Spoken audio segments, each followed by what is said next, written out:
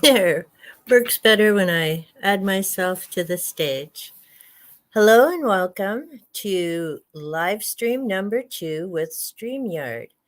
And I have to say, I'm definitely preferring this because you're at the bottom, and then until you hit the little button that clicks for live, you can still kind of keep finishing a few other things. I just need to get myself rearranged there. I need my little gnome in the picture, so I just have to rearrange my little desk chair. There we go.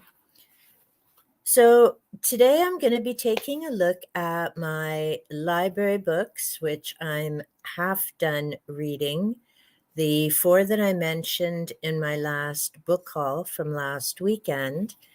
And I'm also going to talk about some of the banned books. I have 2 at home that I'm planning to read in the next little while, and I have 2 waiting for me at the library, so I'll be heading back there tomorrow to pick them up. But as I was just browsing through another book, I decided that this may be a perfect quote to read and start today's live stream. This is from George Newry's Worker in the Light, and it's one of the books that I have to go through and start pulling out the topics and the names, information, coordinating dates, and all of that type of thing. But this is on page 83, and he's talking about some different things, but here's the quote. I was going to follow my dream, let my instincts lead me to the right path. I realized that if I just walked along a path well trodden by those who expected me to follow it, regardless of the financial success and security I might have had, I would have been desperate to explore other things.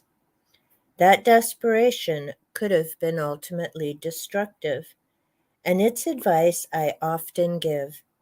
If your instinct is leading you along a certain path, you do no harm by exploring it, even if you don't ultimately commit to it.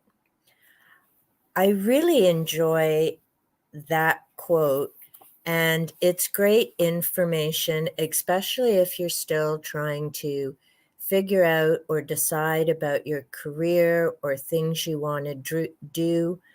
YouTube is a perfect example. I really would not have imagined me now being over 150 videos, over 153 subs. So thank you so much to everyone who has subbed and continued viewing, sharing those uplifting and encouraging comments, suggesting books and other channels. It really has been quite an adventure, and had anyone told me 3 or 4 years ago that I would be making YouTube videos, I would have just laughed. So that quote to me is important because sometimes there are people who figure they're helping us out, encourage us to do different things and have different reasons for it, but it isn't always meant for us. A perfect example for myself was taking reflexology and considering that as a career, partly because it tied in with the Reiki training that I have. I had my treatment room all set up. COVID hit, referrals didn't come. There were a lot of different boondoggles along the way. But the nice thing is, I gave it a try. And so at least I know for sure that I tried it. The other upside, and the universe last Friday definitely made sure I understood that leaving that road behind was a smart move, because my old treatment room is the room that got majorly flooded and flowed out into the laundry room. So now we have 2 floors to replace and a wall. Panther and Tiki were kind of excited, thinking they had a kiddie pool, literally. But thankfully, my husband got that all cleaned up last week. And we've had, you know, things with insurance, see how that goes. Still waiting for a final answer. But either way, the upside is it was no longer a treatment room. So it means I didn't have to put clients and a whole bunch of other people on hold, thankfully. Anyhow, so the universe is a funny, funny place sometimes. And speaking of that, that ties in with the books to chat about today.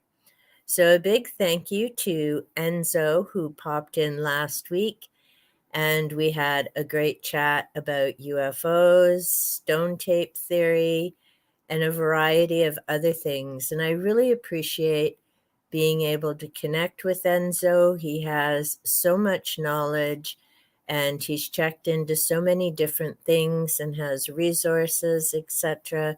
So it's always great to be able to connect with him and just get a little more information and understanding of things. But it was funny because last Friday I wasn't quite sure what to talk about on the live stream. And thankfully, Enzo arrived and we just kind of went from there. And it was a lovely chat. The funny thing is, the next day I went to the library, so Saturday, and I had been hoping to pick up the banned books that I had put on hold.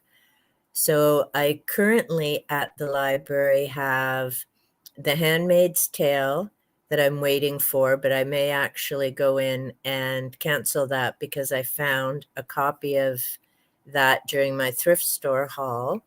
I have Go Ask Alice and Looking for Alaska, which are the 2 books currently waiting for me to pick up. And why can't I? Oh, Lord of the Flies, which will be a little while arriving because somebody else was also reading that. So I have to wait for that one to be returned.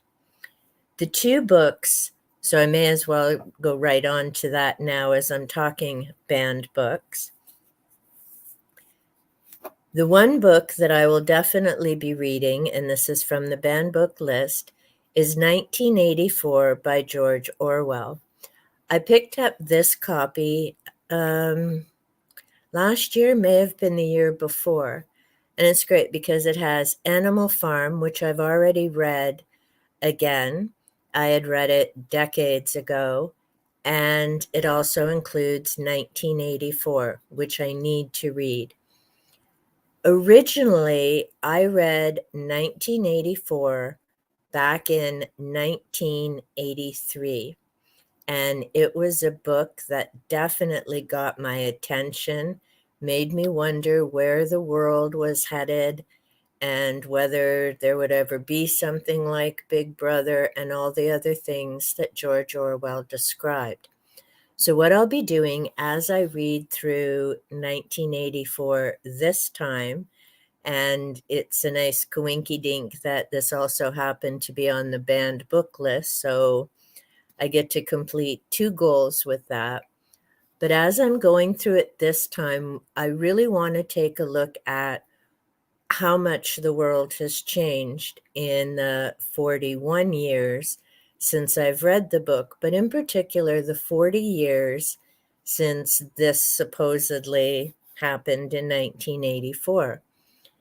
And I think it will be quite interesting because so many things that people kind of take for granted now as everyday stuff, certainly people who are in their 20s and younger, like people walking around with cell phones, which is an easy way to locate people. You take pictures of everything, you can record your voice, and so much more. There are people who use it for their banking and other things.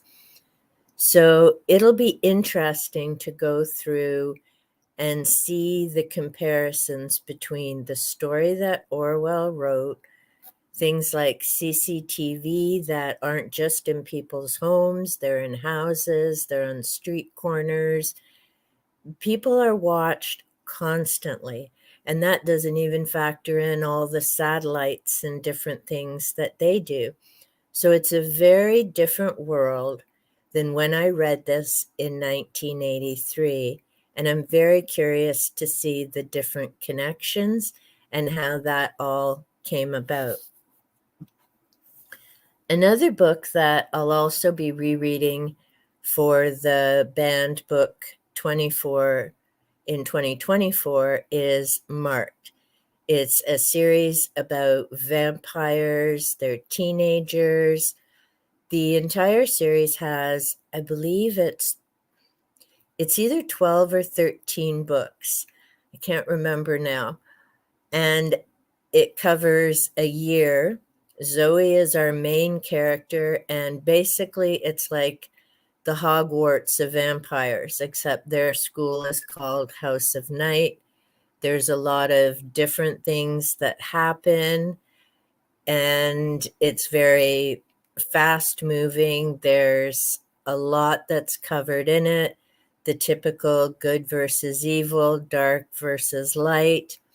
I'm not quite sure why this particular series was banned, but as I do the videos on each of those books, I'll talk a bit more about why they were banned or challenged, as well as giving a summary of the stories. And as always, I don't give spoilers. I just like to not so much give a teaser, but give an idea of why a book may be interesting or a good read and something to check out. I know there are a number of my former students who very much enjoyed reading this series, and I think that's important because the students that I worked with were not super excited about their English classes, and reading could sometimes be a challenge for some. But if there's a series and books that get them excited and want them to keep reading, then I think that's a series worth keeping on the shelves for sure.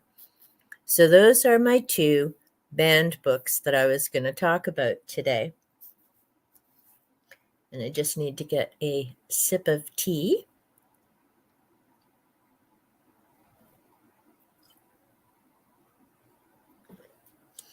Okay, so now on to the UFO books. So, like I said, last week, Enzo had joined me and we got to chit chatting about UFOs and different things. And when I went to the library, I had gone to pick up my banned books, which I hoped had been there on hold. But there had been a technical bugaboo glitch, and my books ended up not being on hold. They ended up being canceled. So the librarian, lovely lady, and thank you so much, put my books back on hold for me. In the meantime, I'd gone to the shelves because there was one book in particular that I wanted to pick up, and it was actually the only book I was planning to pick up, and that's They're Already Here, UFO Culture and Why We See Saucers. This is by Sarah Scholes. So this was the only book I was going to actually pick up on the shelves. And I read this a couple of years ago, but now as I'm pulling my information together, I wanted to get it back from the library so that I can start pulling through the names and the years and all the different things she mentions. I really enjoyed reading this book, and I know there's a lot to pull out. On the inside cover, it says, "A deep dive into the UFO community told through first-person encounters with researchers in their element as they pursue what they see as a solvable terrestrial and cosmic mystery." I enjoyed her writing style. There was a lot of good information and different names that came up and the organizations. And what I found is that Chapters here where I live has a copy. So I'll be going to pick that up tomorrow. And the other books, actually, I'm going to put this here so that I know I've talked about it. The other books that I ended up finding on the shelf with that is Encounter in Rendlesham Forest. This is by Nick Pope with John Burroughs and Jim Penniston. John Burroughs and Jim Penniston are two American military men, both retired now. Nick Pope worked in the Ministry of Defense for a number of years, and this was definitely an interesting read. Lots of information in it, as you can tell. I have a ton of sticky notes to mark pages where it was either something about the date or the name or the incident. So now that I've read through it, I need to go through and gather all those notes. Unfortunately, what I didn't find is a copy of this available through Chapters. I did notice it on Amazon, and no, I'm not paying $105 for a hardcover book. As fascinating as this read was, that's just ridiculous. But I am hoping that I can put it on order through Chapters because it's $25 for the paperback version, and I'm good with the paperback. What I will say is for anyone who has worries about the government and conspiracies and things like that, this is a book that quite likely will freak you out more than just a little bit. It definitely talks about things with the military, talks about the Freedom of Information Act and being able to get documents. It briefly mentions, but not very much, about the fact that although those government documents are available, there are also a lot of them that tend to have a lot of redacted information, which means it's blacked out. So you're lucky if you can really tell what was in the document in the first place. What I found quite shocking reading this, and I think I have the year right, the UK didn't actually put the Freedom of Information Act into effect until 2005. I was quite surprised by that. I'm not sure about here in Canada, partly because I haven't really looked into it. And this book pretty much just talks about the United Kingdom and the United States, mainly because the two bases involved in this story were on British soil. So it was involving those two governments. And at the time this incident happened in 1980, Margaret Thatcher had just become prime minister in, I believe it was 1979. I do remember that event because it was a big deal to have a female prime minister. And Ronald Reagan was just becoming president in the United States. So there were a lot of different things going on at that time. There was tension with the Soviet Union at that time, a lot of stuff with the Cold War. Hey, Renee, welcome. Oh, it's awesome to see you. Hi. Yeah, I was just chatting about the Rendlesham Forest, and I have written down the title of the book that you mentioned. So thank you so much for that. And I'll definitely be checking into it. And I was going to say as well, if sometime you want to try being a guest on StreamYard, I can send you an invite through email and we can give that a whirl. because you're right. YouTube, there's always something new to learn, whether it's the different things that they've come up with, new rules for how to do things, or different ways to make videos and things. It's definitely for lifelong learners. But yes, so okay, perfect. Yeah, I'll send you an email. And what time is it right now for you, Renee? I'm in southwestern Ontario, and it's 3:22 where I am. So we can plan out a time. And something that I did actually with Karen from Doof Doof Paranormal is before we did the live chat, we had a private chat. So it kind of gives you an idea of how StreamYard works and that. Okay, perfect. So we're on the same timeline. So I'll shoot you off an email in the next few days, and we can come up with a plan for a time to connect on StreamYard and give that a whirl. And I'm by no means an expert. I figured out how to do a private chat and how to come on live stream, but I'm still figuring things out. And after I finish my chat today, I have to figure out how to change my thumbnail to show up on YouTube, because I know I've got the old one, but I haven't figured it out yet. But I was just saying with the Rendlesham Forest, how things were so different. It was the 1980s. We had the Cold War, all the tension with the nuclear weapons. They had to tippy toe around when this incident happened because, again, two American bases on British soil.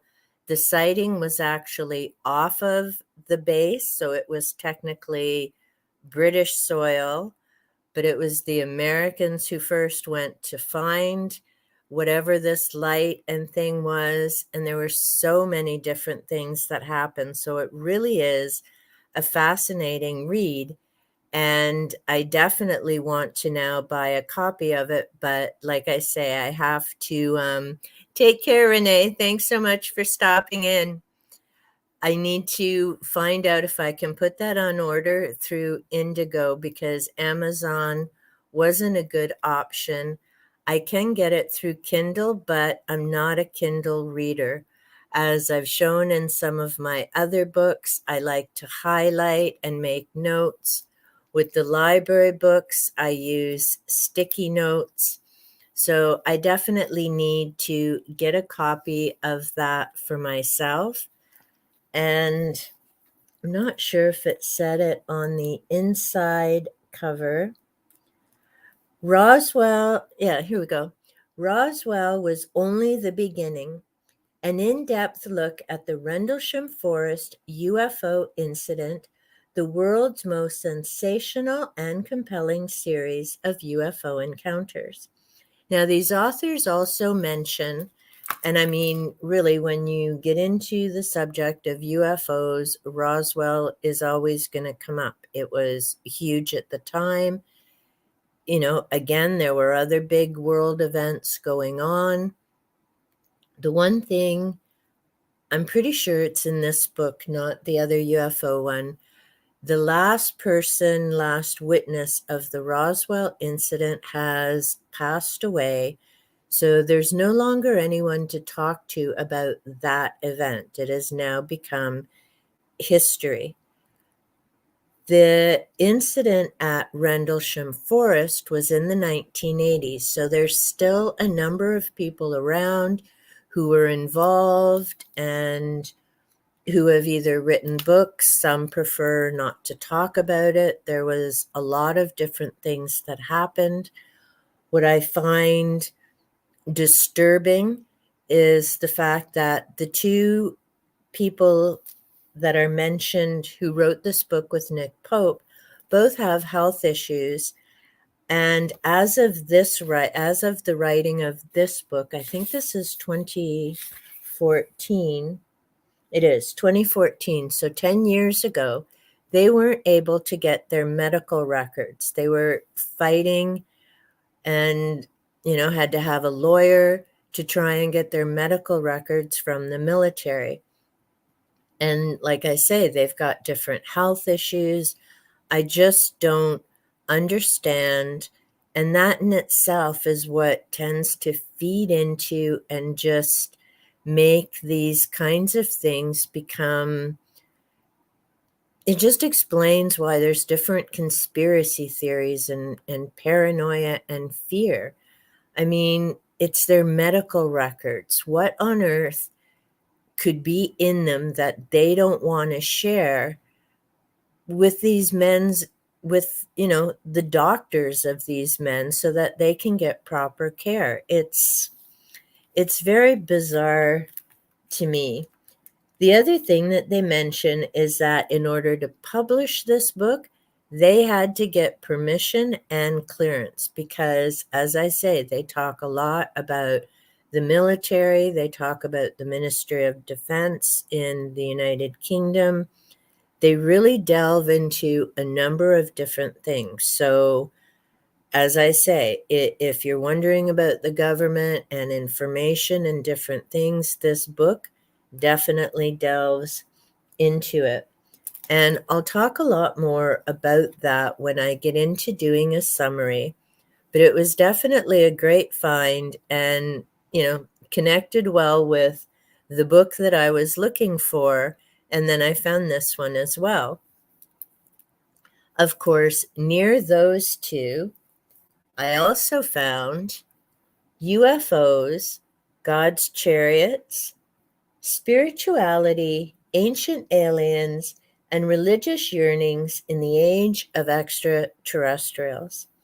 This book is by Ted Peters, and he has an interesting take on things.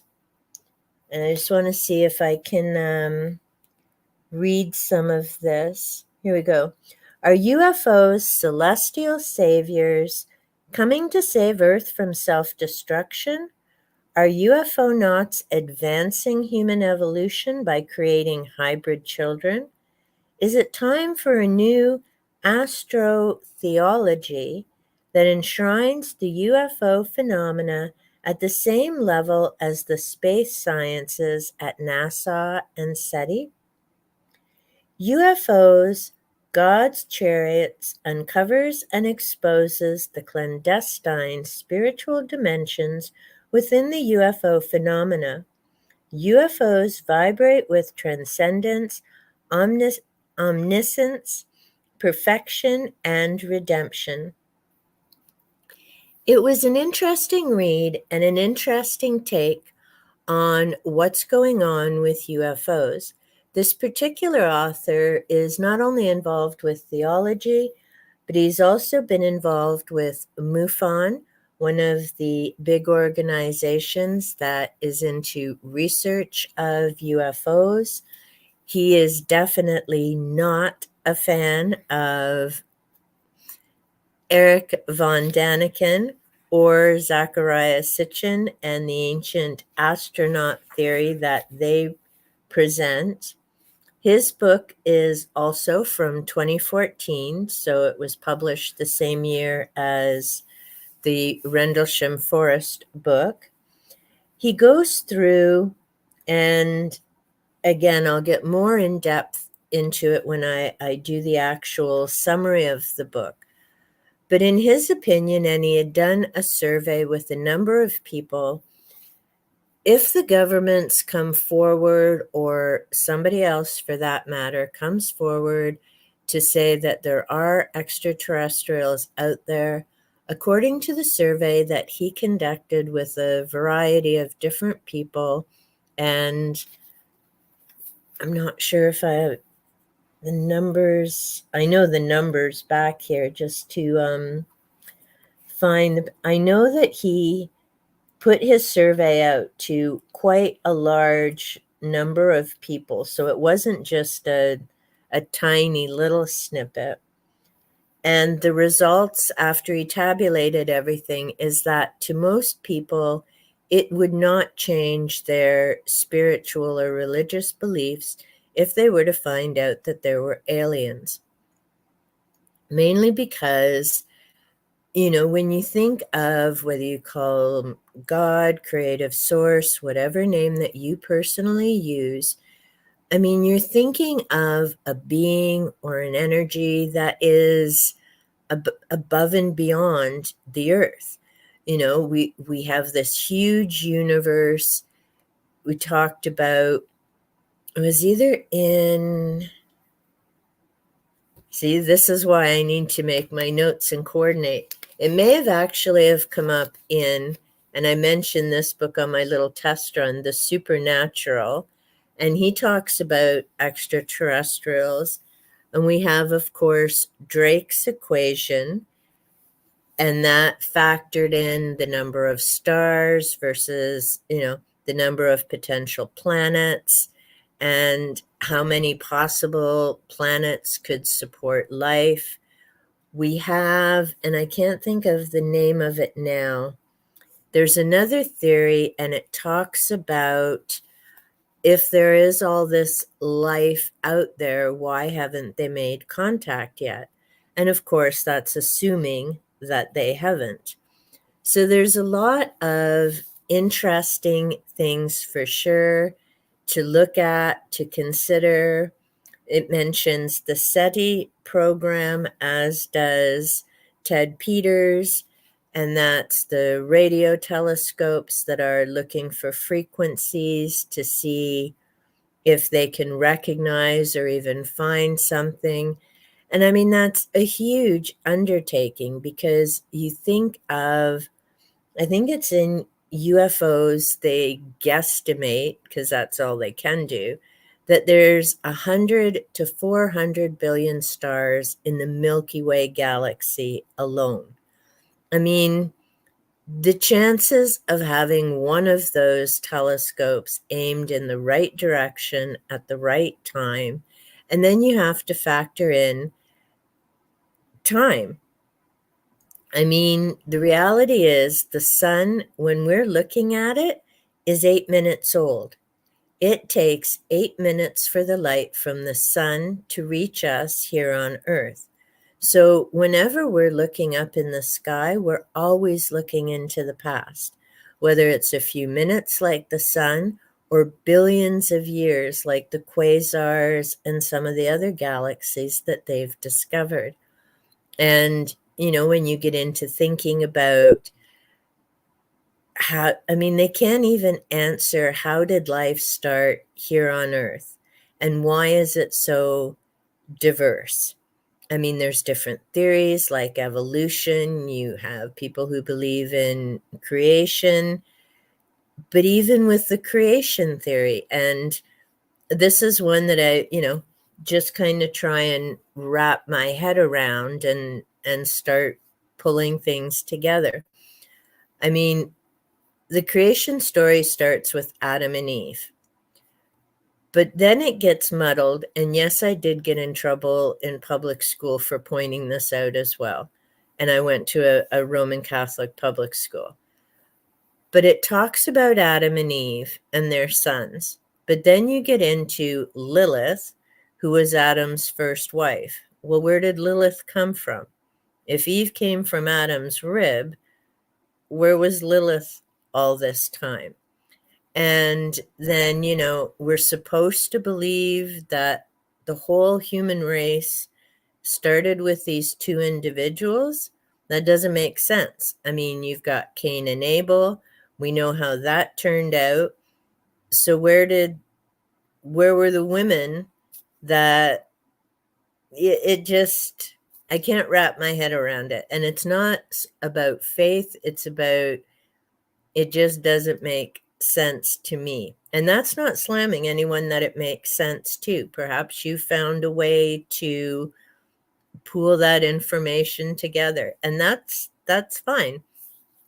But the point is, our scientists cannot with any certainty say, how did life start here? Why did it turn out the way that it has in terms of human beings in, the shape that we are with the skeletal structure that we have? all the ocean life, all the different animals and birds and plants and, you know, fauna and flora. They can't explain it. And that doesn't mean that life on another planet would look anything like what we have here. It could be based, I mean, we're carbon based, but it doesn't mean that all life has to be carbon based. There could be other life forms, other things involved. We just don't know. You know, they could be very small, they could be huge, like the movie Avatar. So there's so many unknowns and things to consider and theories out there and different research to do. And I mean, it will be a long time before we're ever ready to go traveling to other planets and things like that. One book, as I was reading through um, God's Chariots, and unfortunately, it was one of the books that I had read years ago, but I didn't end up going to pick up a copy shortly after. And I'm very sad that I didn't. But it was a book called Gorgon. And I don't know the name of the author. I'll have to do some research and see if I can track that down through some of the secondhand stores or something. But basically, that book talks about some research findings in Africa, I believe. And I can't remember which part of Africa it was. But the theory of this author was that if not for the meteor that had wiped out our dinosaurs, then humans may not have become the predominant species on the planet.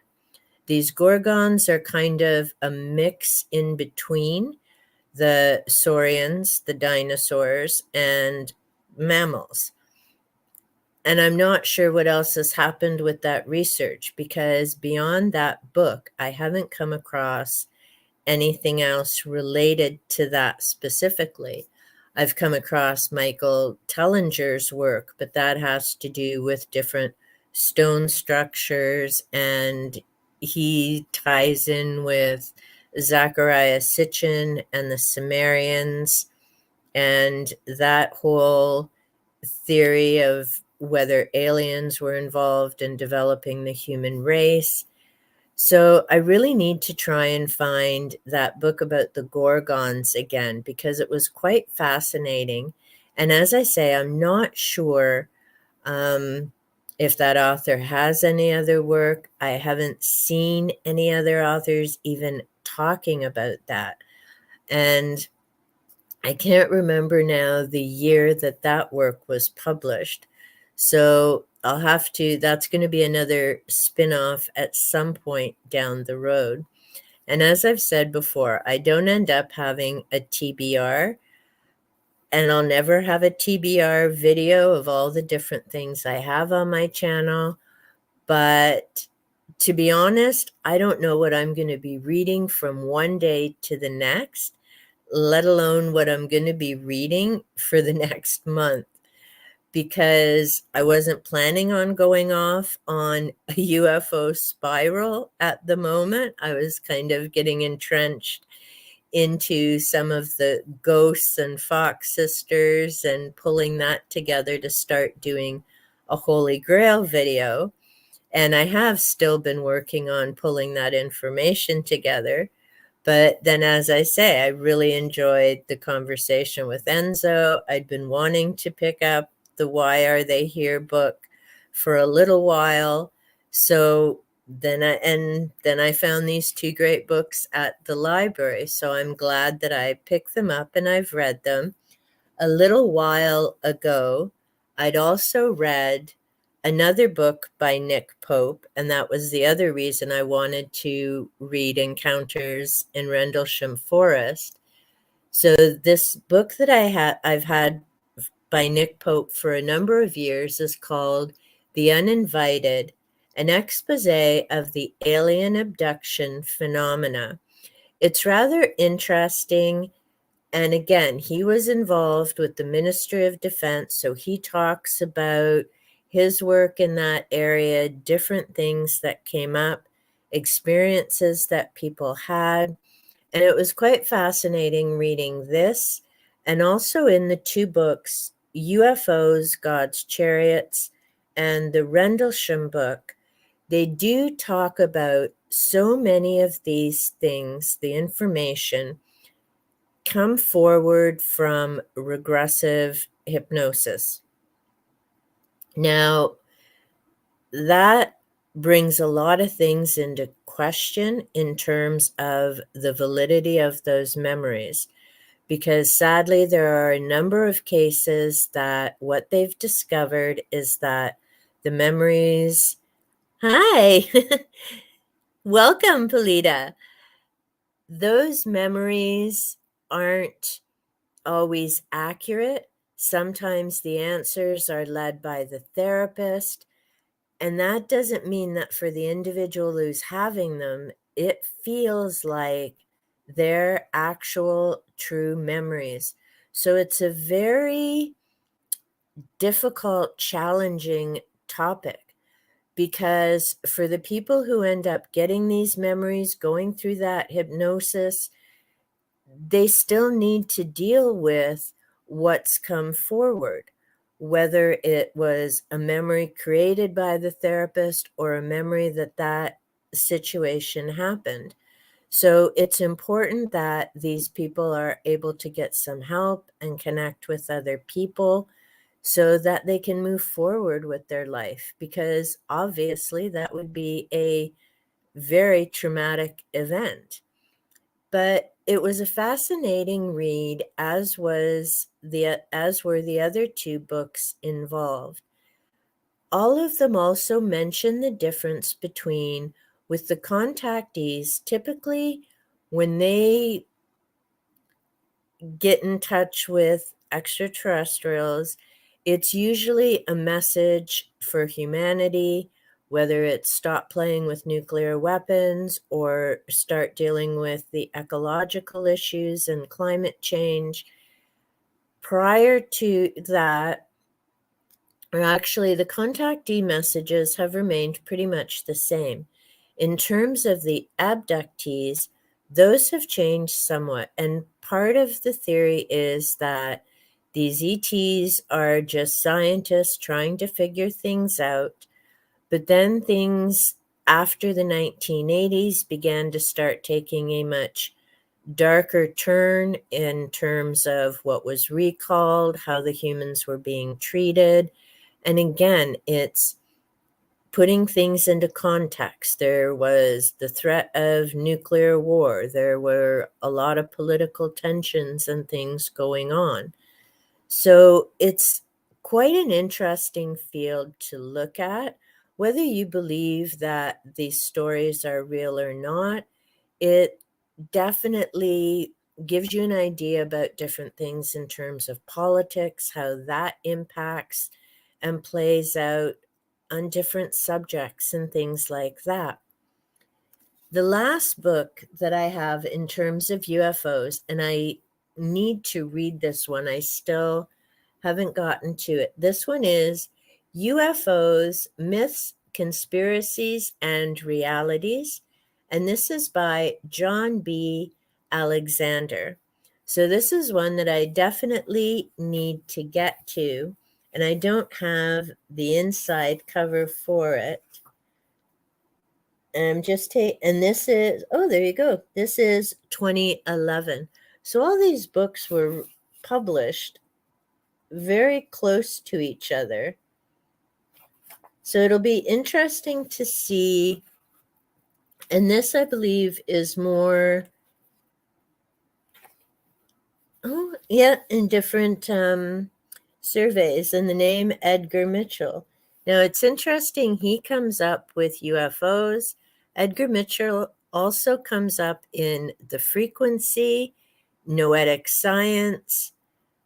So it always fascinates me. And this is why I love reading a wide range of subjects and genres, because you begin to realize just how interconnected people and the information and the events are.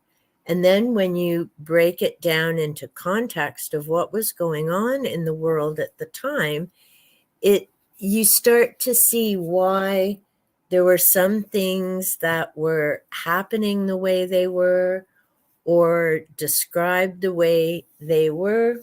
We just got to get a sip of tea.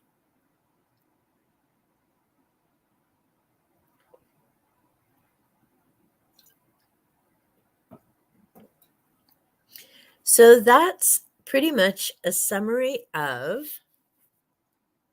the banned books that I'll be getting to read, my library finds, and also UFOs, God's Chariots sadly wasn't available through Indigo either. So my freebie books at the library are now going to be going to buy books. But it is the one reason that I really appreciate and enjoy my public library. It's a great way, pardon me, it's a great way to give books a test run and see if it's something of interest or something you're going to refer to down the road, or if a one-time read is good enough. Series 2011. Thanks. Yeah, and I mean, UFOs are coming up in the media again. And, between the different things in terms of, well, Miami was entirely different, and that I don't think had anything to do with aliens. But of course, if someone can spin it that way, they will. There's the different things coming out from South America now, which I kind of need to check out. Not quite sure what's going on there. And, the Americans have released some of that footage. So again, it seems to come and go out of the media at different times. And it'll be interesting to see definitely where that goes. But like I say, it's also interesting because I remember hearing about Rendlesham Forest. It's kind of the advantage of now being 60. There's a lot of these things that I remember coming up in the news and kind of how it played out. And of course, that was before the internet and YouTube and all this other social media. And to me, that also makes trying to investigate, whether it's contactees, abductees, or sightings, a little more challenging, because when you're talking to someone, you don't know what they've seen or what they've read in terms of the media. Are they commenting based on their experience, commenting based on what they've heard other people say? And the challenge again with, seeing something in the sky, I think the important thing to remember is that it may be unidentified. It doesn't mean it's a spacecraft. It means you're not 100% sure what it is. But, go through the possibilities first. Is it a star? Is it a planet? We have so many satellites up there. Chances are it's more a satellite than a spaceship, because depending on the angle of the satellite, where the sun is, the time of day that you're seeing it, wouldn't it be nice if it was Superman? Excuse me. But, depending on the time that you're seeing it, it could just be that the sun happens to be hitting that satellite. So, of course, it's going to be bright and shiny for a bit. And as the satellite and the sun and the earth move, then it's going to dim. So, if you're not familiar with that, you may believe you're, well, looking at a UFO, or, there's so many planes up there, and it's, yeah, it's a challenge. I mean, now we have, most people walk around with a cell phone so they can quick snap a picture, as long as they're not all wiggly jiggly with it.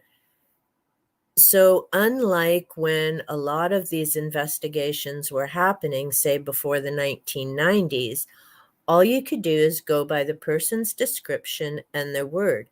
And you didn't have different, say, programs that show you where all the airplanes are flying at the time. Everyone didn't have access to an app that could show you where the different planets and stars were at a given day, given time, certain latitude and longitude. So, I mean, people were doing and coming up with the best that they could. And I don't think people who see these things are necessarily trying to mislead anyone or anything like that. It's just that if they're not familiar with seeing certain things in the sky, I mean, even for people who are in the military or, involved with aircraft and that, they have a bit of a better idea because they're familiar with it. They're familiar with, seeing the sky a different way than those of us who are always on the land see it. But I mean, even then, it can be a challenge. How do you figure out how fast something is going when all you have is blue sky and nothing to reference, right? I mean, if it happens to be going past, if there's trees or mountains or something, mathematically, you can figure it out.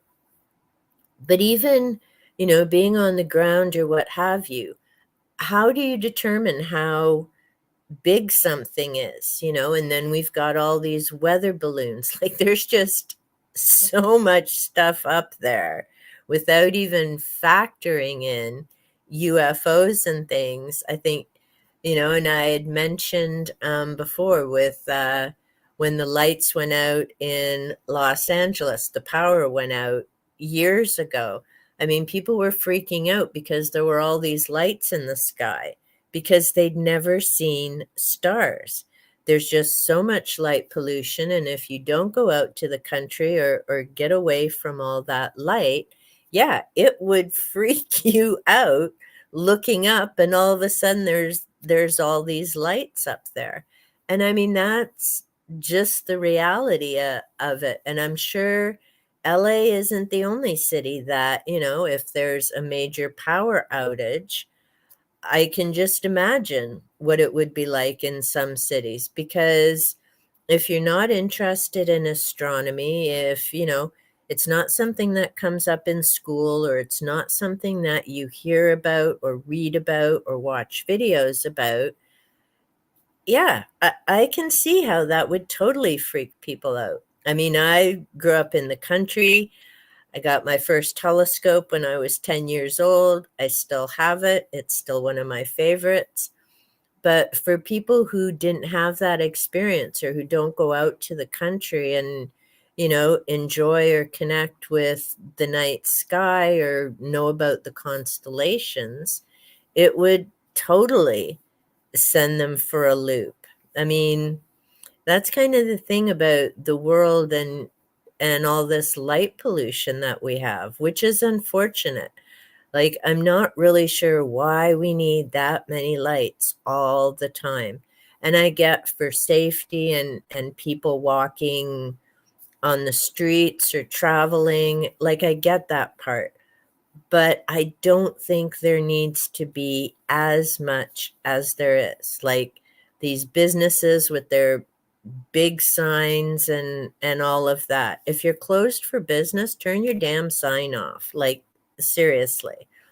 But then the other part of that counter argument is people in some of these businesses and things have said, well, if you turn all the lights off, then it costs more to click everything on. I don't know, any of this stuff to me, and I just have to move for a bit, so sorry if we're wiggling. To me, there's just so many factors and things to consider.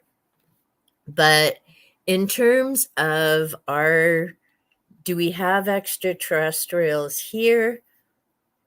I don't know. I mean, part of me kind of giggles now because growing up, being interested in ghosts and the supernatural, I was the weird, kid because I found that stuff interesting. Yet now here we are, and it was probably 2021 when I saw the first video.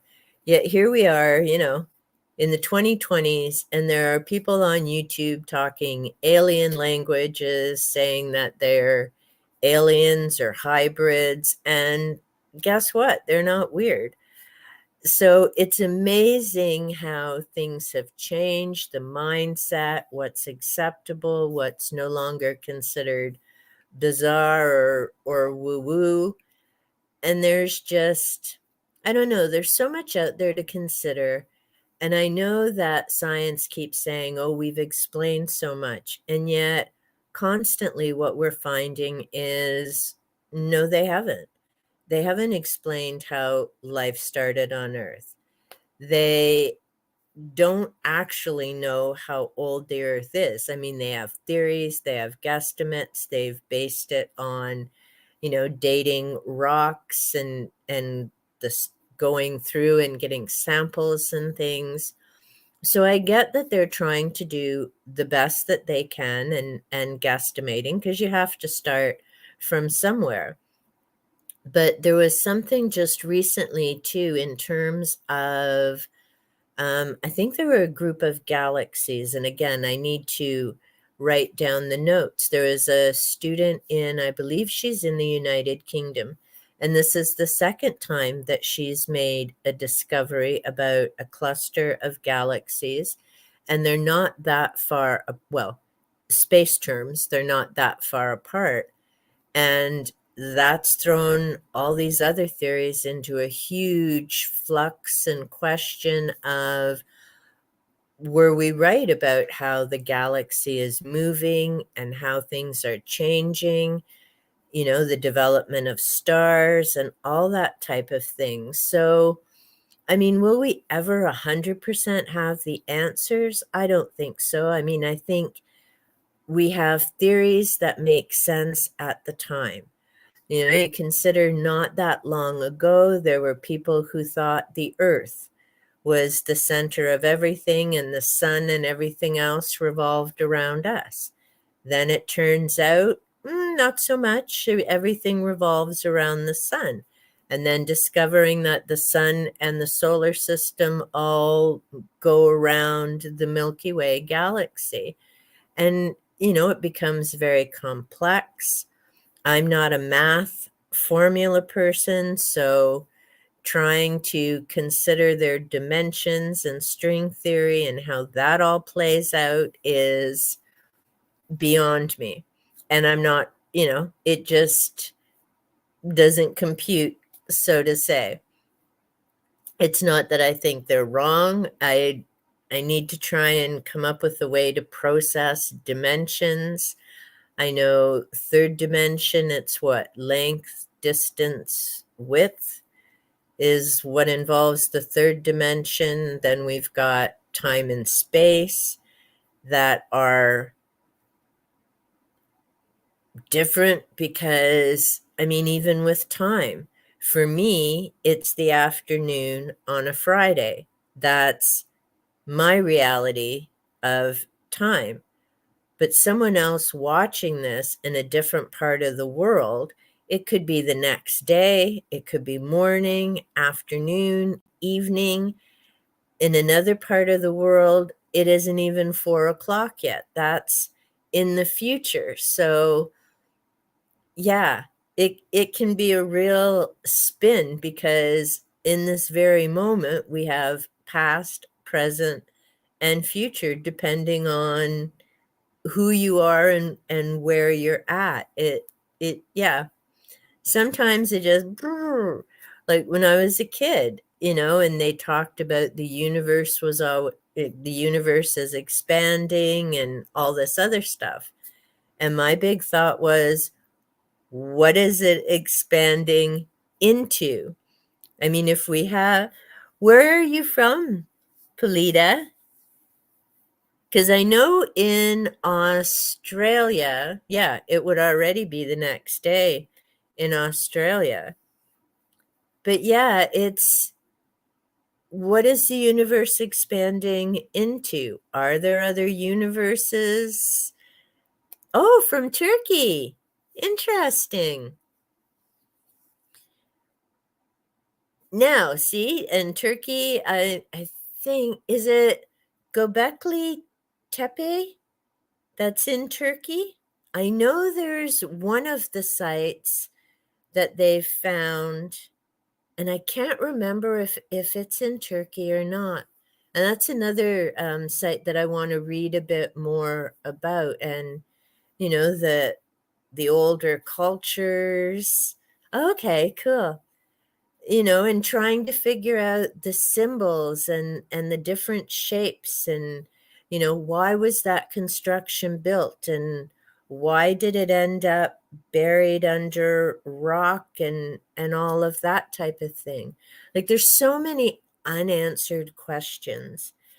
And there was one book, and I do tend to disagree. They were saying that, oh, they figured out how to recreate the pyramids and it's not a mystery. And personally, I disagree. They still don't know how to actually build the pyramids. They have theories, they have ideas, but I'm not convinced. And I definitely don't think that they're tombs. I mean, when you consider that supposedly their lifespans were not as long as ours, you factor in how long it would take to build a structure that big. You have to try and figure out the population. It's not like now where you just have a bunch of people who work in construction, and you have people who are farmers, and you have people who work in retail. I mean, back then, you only had so much of a workforce, and you weren't going to be pulling people from the farms to build a pyramid because people still needed to eat, including the people doing the building. So there's so many different things that need to be factored in and figured out.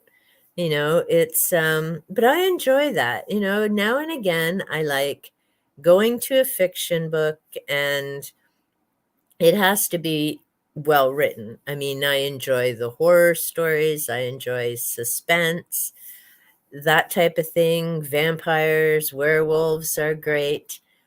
But I really do enjoy the nonfiction, and, learning about different paths, learning about ancient civilizations and the theories, archaeology. And I find it's interesting how so much of this interconnects, like with Edgar Edgar Mitchell, the noetic science and the frequencies and his experiences coming back to Earth from an Apollo mission, and different things that he's been involved with since then. Um, Trying to figure, yeah, there's just, I don't know, there's so many things out there. And I think it's great that now, people can have open dialogues and conversation about it. It's not all, kept in the back rooms type of thing, but there's still so much more to figure out and learn. And personally, I think, and I didn't really follow. I know the US Congress was having a bunch of hearings about UFOs, but I'm not sure if those are still ongoing, if they came to any conclusions, or whether that's put on hold, because they seem to have so many hearings about so many things. It's a bit mind-boggling. I mean, I kind of wouldn't mind getting paid six figures to sit in a room and chat all day, but it is what it is. I know I don't ever want to be in government, because I know there's a whole lot more that goes on there. And it usually isn't the folks who are trying to get there to work for their constituents or the population who actually make it, unfortunately. But yeah, so that was the books that I wanted to talk about today. I'll have a few more videos coming out next week. I just have to finish editing them. And one is about positivity and exercises in regard to that. Hey, Julie, nice to see you. I am doing not too bad, thank you. I hope you're well. It's good to see you. I was just talking about the different videos that are going to be coming up. So I have the 3-minute positivity video that I need to edit. I did finish my January reading summary video. I just need to edit that and now add a few more books onto the end of that. Trying to think if, because I was great. I spent a day, because usually what I'll do is I get 3 or 4 books ready with my little notes. Then I'll spend a morning or a day, depending what I have prepared, and I'll video all of that. Thanks, Julie. I'll get them all recorded, and then I just, for the next while, work through doing the editing and adding extra things to them if needed. So, yeah, I've got a few in the can, so to speak. But it's a matter of getting them finished. Then I have to get my notes done on the UFO books, which will take me a little while. I'm in the middle of trying to figure out how to pull all this information together. So I've got my pages with the names of people. And if you watch my live stream yesterday when I was playing with StreamYard, I think I have a pile this thick. Every page is one name of a person. And what I want to do is figure out which books they appear in. So, like, for example, Edgar Mitchell, I know he's going to be in about 5 or 6 different books.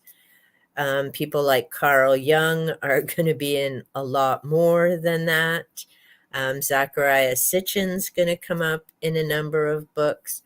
So I think my next plan over the next couple of days, and I've got, which I'm really glad now that I did my, I've got a spreadsheet of all my books, the authors, the year, and that type of thing. So now I can go into that Excel document. And I think what I'm going to do is come up with short forms for the books so that when I'm going through the names or going through the years, when I add that onto my chart, then I can use that little short form so I know what book it came from so that I can refer back to that chart and then go, oh, okay, that's where this was from, or that's where I pulled that information from. I don't know. It'd be nice if my husband would just win Lotto Max already and I could hire an assistant. Because some days when I'm thinking of trying to pull all this together, I'm like, what was I thinking? But there's some reason I'm highly motivated to do this. And, it's not that I think I'm going to find any big aha, figured it out, because there are brains far more productive and smarter than mine trying to process some of this stuff. But just for my own knowledge, because I mean, I've been reading and studying and researching these topics for a long time. And so I'm hoping by pulling all of this together, then for myself, I'll be able to figure out some things. Or, like I say, with the rent. Okay, now I'm not having in mind Rendlesham. There we go. So, like with the Rendlesham Forest, significant factors: 1980, Cold War, you know, first female prime minister, Ronald Reagan in the United States. There were so many other things going on at the time, and how does that impact things? Another thing that I noticed reading these books now is, initially, when they were talking about UFOs in the 1940s, 1950s, they either tended to be saucer shaped or cigar shaped. In the last while, and I need to go through the books to kind of narrow down when it shifted, now they tend to be triangles. Well, why did that shape change? What shifted? Is it different crafts? Are people seeing different things? Are we being visited by different groups? Why did we go from round shapes? And I know some of those still come up, and people talk about different lights and their different colors and different groupings and that type of thing. But more and more, when I'm coming across some of the newer sightings, it has to do with a triangular shape. And I'm not sure why. And I mean, I know sometimes what comes up is people have seen aircraft that are being tested. And the government, for obvious reasons, again, isn't always going to come forward and go, oh, yeah, you saw a plane there that isn't quite, nobody knows about it yet. So, no, you must have seen a UFO. And it just gets so dicey. I mean, wouldn't it be amazing if people could just be upfront, speak openly, speak honestly, not have to have all this clandestine stuff that just ends up fueling and adding fire to all these different conspiracy theories. And but on the other hand, I know why some information isn't out in the public domain. It makes things so complex. And then you get into misunderstandings, and then you've got all the politics to factor in between this country, that country, who's buddies, who's selling who weapons, and da da da da da da da. And unless every country on the planet decides, okay, today we're getting rid of all our weapons and that's the end of that, sadly, there's always going to be weapons. There's always going to be conflicts, because if just a few put the weapons down, then it becomes a big bugaboo. Yeah, I agree, Julie. It would be nice to have the facts, right?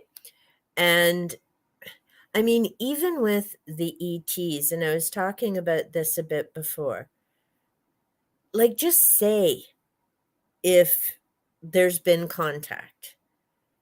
But then you get into the big bugaboo of, well, would some people totally lose their mind? Would it start, all kinds of stuff? But on the other hand, if it someday ever happens, you're going to have to figure out how to tell the population, and instead of keeping it all secret and clandestine and all this other stuff. And then, of course, there's the big bugaboo of, which country makes contact first? And then how does that impact everything politically around the globe? And does that give that country more leverage over all the other ones? And it's why I say I would never be a politician. Like no, I suck at lying. I'm not into all this backdoor yada yada kind of stuff.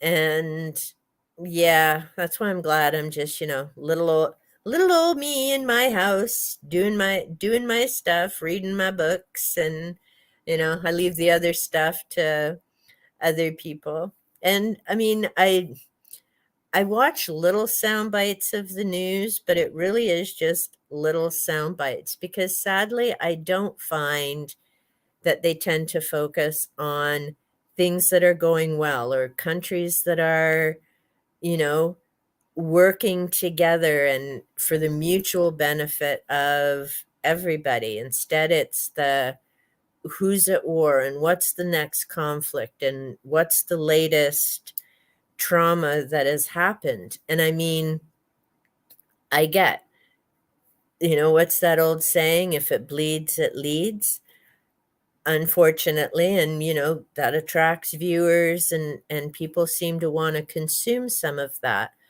But personally, I would love to see more stories, and I might actually watch the news. I get that you need to be aware of what's going on in your area. Yeah, exactly. I'm the same. I mean, I get that you need to be aware, certainly if there's changes in terms of laws or a certain event happening. So you need to inform the public so they can be aware of it. But on the other hand, why can't you inform the public about the good things that are changing, about the good work that people are doing, about the organizations that are going above and beyond trying to help people? I mean, surely to goodness, there must be some time throughout the news for that instead of all this, oh, look who's in court yet again on what is it now, 90 different charges or whatever they are. I mean, I get it, but don't call the guy an egomaniac when you've got him on every news channel all the time, 5 days a week. And I'm not commenting on what I think of that individual either way. I'm just saying, why are people complaining or saying they're an egomaniac when they're always their faces on the news? Of course they're going to be tuning in because you don't talk about anybody else. Same with, and here in Canada is no different.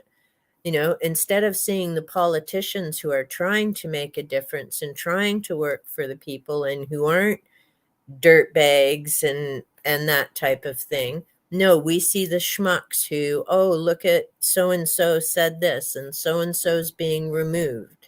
And it's like there has to be someone sitting there somewhere who's actually doing some work and trying to make things better for people. I mean, I get that there are a lot of schmucks, and it totally blew me away, and it was probably months ago now, because the "Are you kidding me?" registered in my head, but not the date. And I don't know, I must have had YouTube on for some reason through the day because I don't watch TV. So I must have had YouTube on, or I was looking, might have been a suggested for you or something at that point, and it was breaking news here in Canada. And I'm thinking, oh, must be something important. No, Trudeau's separated. I don't care. Like, I'm sorry, nothing personal. It's sad, but how is that newsworthy? That's his personal life. I don't care if he's separated. I don't care if he gets divorced. As long as he can do the damn job and be prime minister and get things done that need to be done, I don't care what is happening in his personal life. It's sure as hell not breaking news. An asteroid heading for the country. That's breaking news. Any of these people getting separated or divorced is not news. That's their personal life, as long as it isn't impacting things. And that's the thing that frustrates me too is, and then you look down below the thing and all these people, oh, you can't say anything, you voted for Trudeau, blah, blah, blah. No, that's not how Canadian government works. And sadly, even our Conservative Party doesn't seem to know how government works. In Canada, we do not vote for the prime minister. The only the only people who voted for Justin Trudeau were the people in his riding, and he won in his riding, his area. In terms of him becoming prime minister, that happened because across the entire country, all those other liberals won their ridings. And here in Canada, it is the leader of the party who got the most seats that becomes prime minister. So he did not become prime minister because all of Canada voted for him. He became prime minister because the majority of Canadians voted for liberals. that's how he got in. We're not the United States. We don't get to vote for our prime minister separately. It would be an interesting system if we did. But I mean, and why do I say the conservatives don't know how our system works? Because after the election, their Peter O'Toole didn't win. And then they put in a new leader. I'm like, what is wrong with you people? Like, it's the party with the most seats that gets in. So what you should be looking at is, why did all your members in those other ridings not get voted in? You don't get rid of the top guy when it wasn't his fault you didn't win. Like, ah, there's days I could just, get a case of the screaming memes. It's like, how do these people get six figures? Like, really? How? Inquiring minds want to know. Because apparently, they don't have to be the brightest crayons in the box to get there. I'm not sure. Well, I am, but I'm not going to say that on a live stream. It's so frustrating watching some of this stuff. And I think maybe that's why I enjoy reading about UFOs, reading about ancient cultures. That's kind of my happy place. And I deal with, yeah. And I mean, again, that's the same thing, right? It's not just Canada. I mean, I'm sure if you ask some Americans, they're as frustrated with things going on in their Congress. In the UK, we've got different things happening there. I mean, for as much as, oh, I can see him now. I can't think of his name. Was it Boris? He managed to hold on as PM for a while. And then lately they've had a turnaround. And I'm sure, whether you go to France or any other country, average citizens like ourselves are like, oh, what is Boris Johnson? Thank you. And it's like, okay, so how did he manage to stay in that long? And then all of a sudden there's a turnabout. Do the others have too much ethics and they're not happy with the nonsense that they're seeing? Is it Boris left them such a mess that they don't even know where to start doing the cleanup? And that's the other thing. And I know, it's happened here again in Canada, as I'm sure it does in other places. These people go out, they talk about what they want to do and what they want to change and all the rest of it. And their heart may be in the right place and they may be fully committed to doing those things.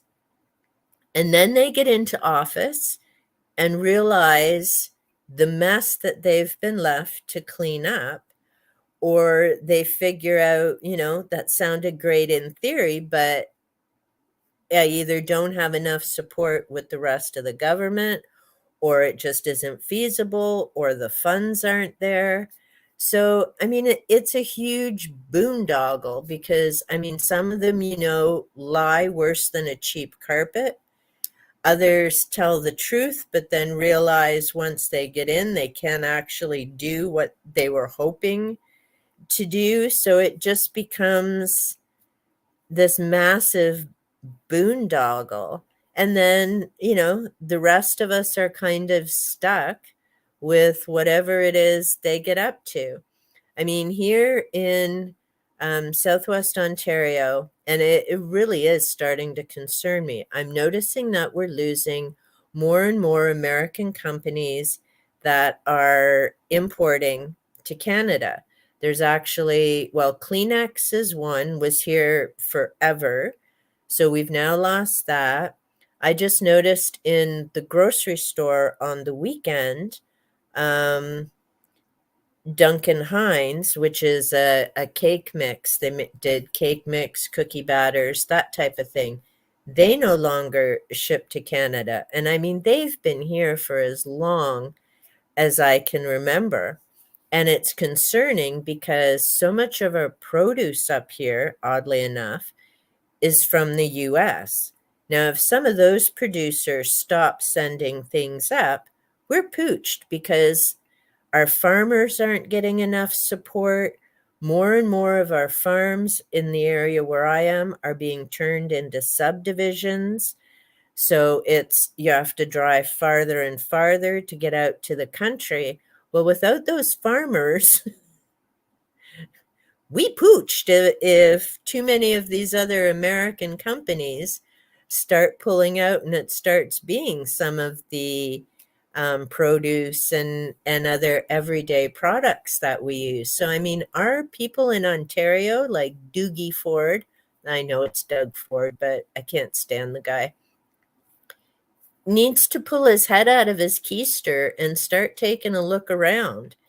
And along with the other ones, whether it's, him and his conservatives or the others, like they seriously need to wise up because when I was growing up, Ontario was a province that had money. I mean, we have 14 million plus, which is almost half of the entire Canadian population in this one province because we used to have manufacturing and farming and so many other businesses and things.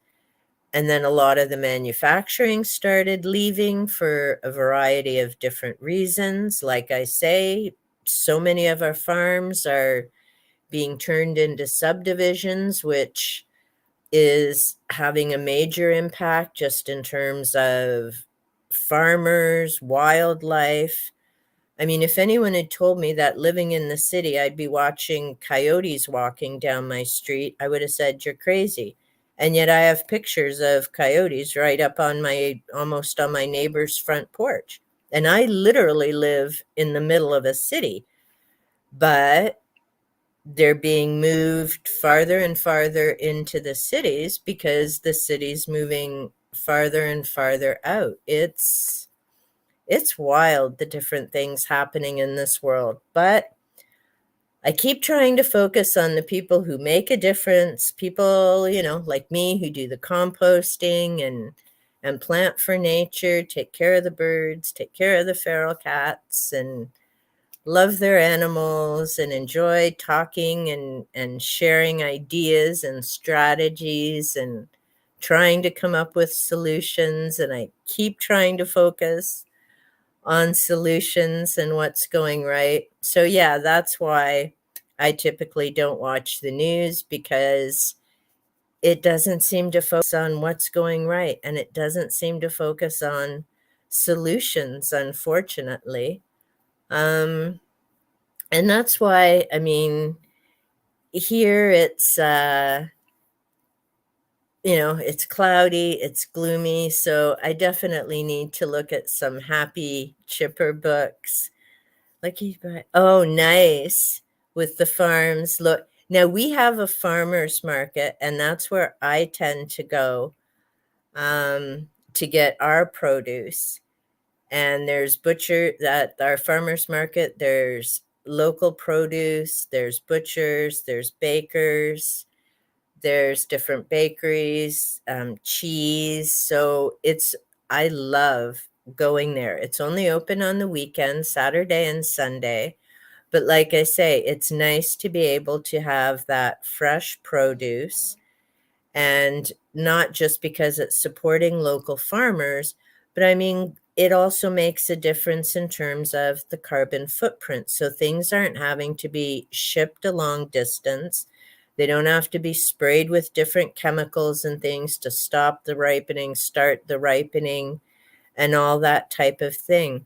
But it really is concerning in terms of what is going to happen, with farms. Like I know an area not far from me, it's a lot of hydroponics.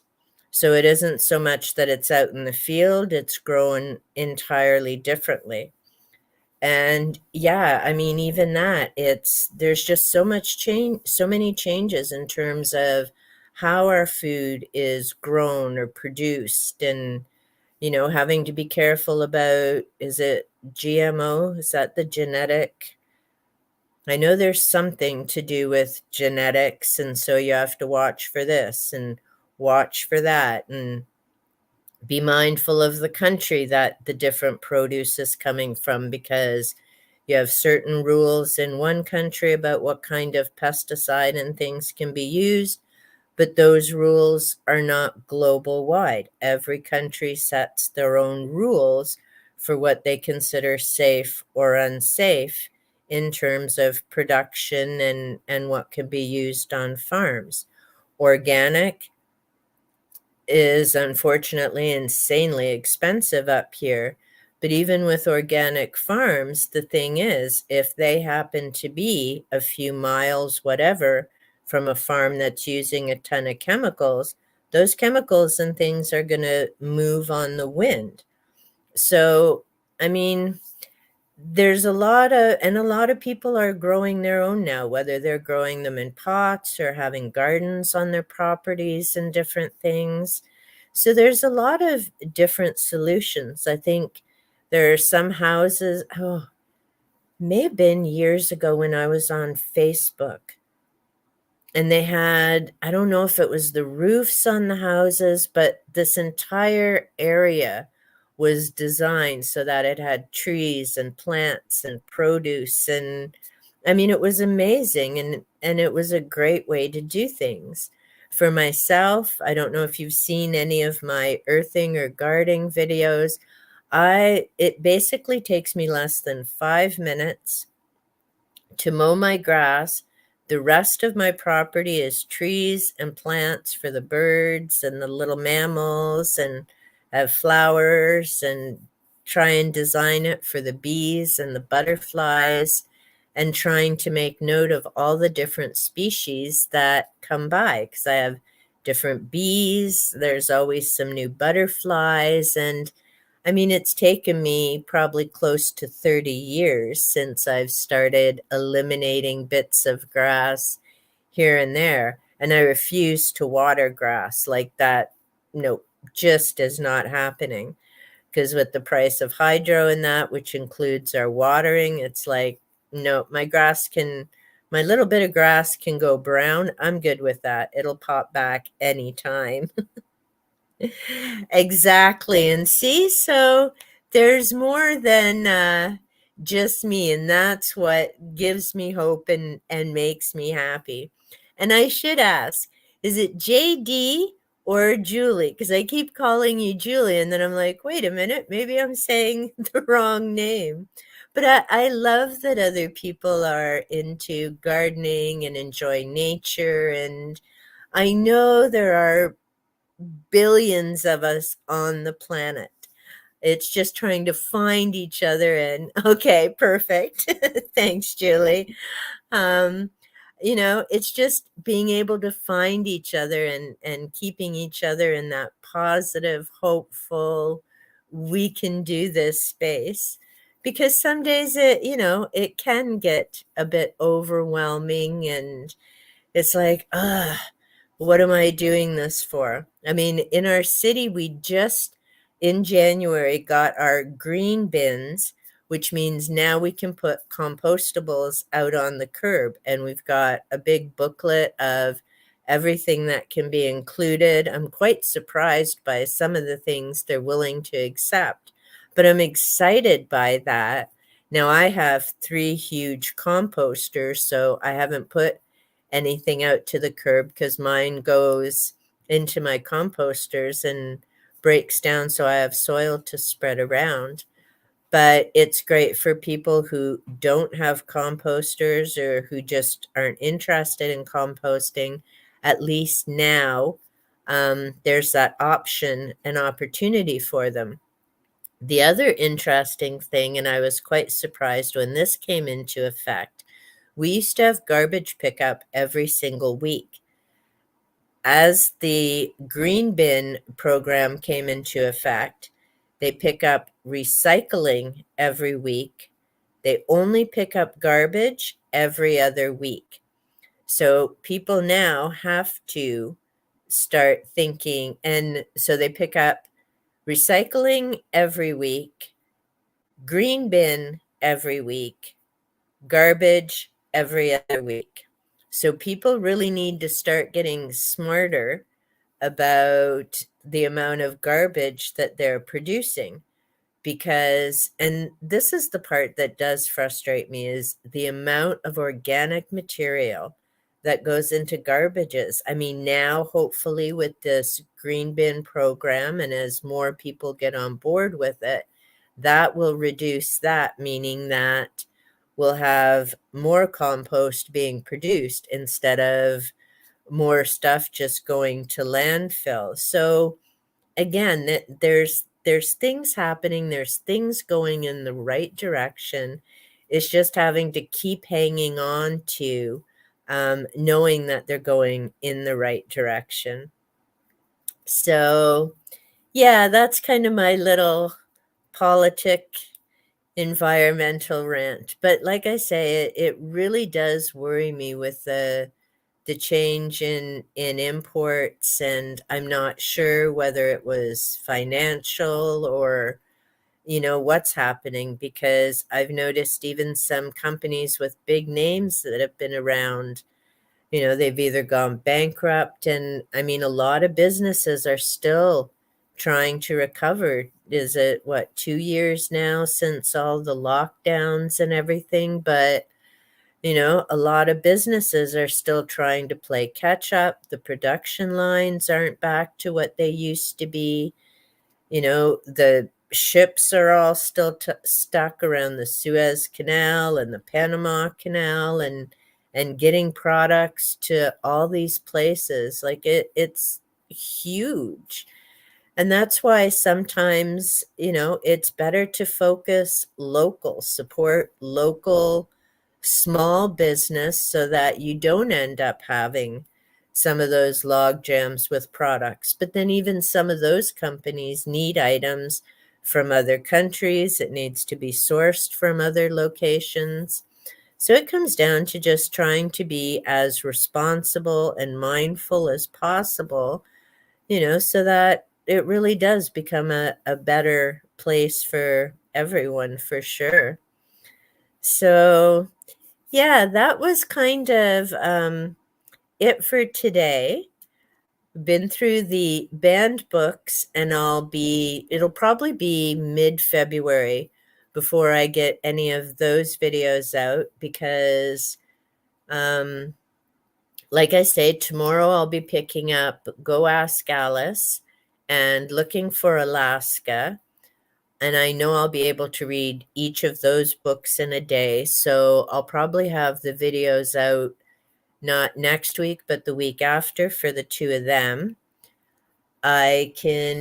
Same with Marked. I know I can finish this one in a day. So that will be coming out.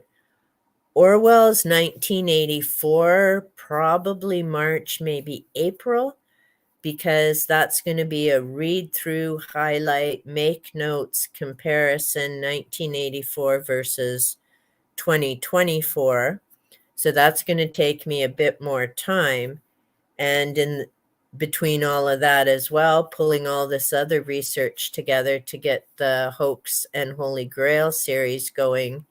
So right now I'm trying to focus on the Fox sisters and get through the different information to do a decent video on that. I've got a few other things on the go. So if nothing else, at least I'm staying out of mischief. And I need to get a big chunk of that stuff done between now and May, because once May hits, I try and get outside and into doing the gardening as much as possible. So May, things will be flipped around, and I'll be trying to do gardening in the morning, and then my reading will be in the afternoon, and pulling that research together. So if nothing else, I can't say I'm ever bored. It's just I need to get myself prioritized and organized, and try not to get overwhelmed of, when am I going to get all this done?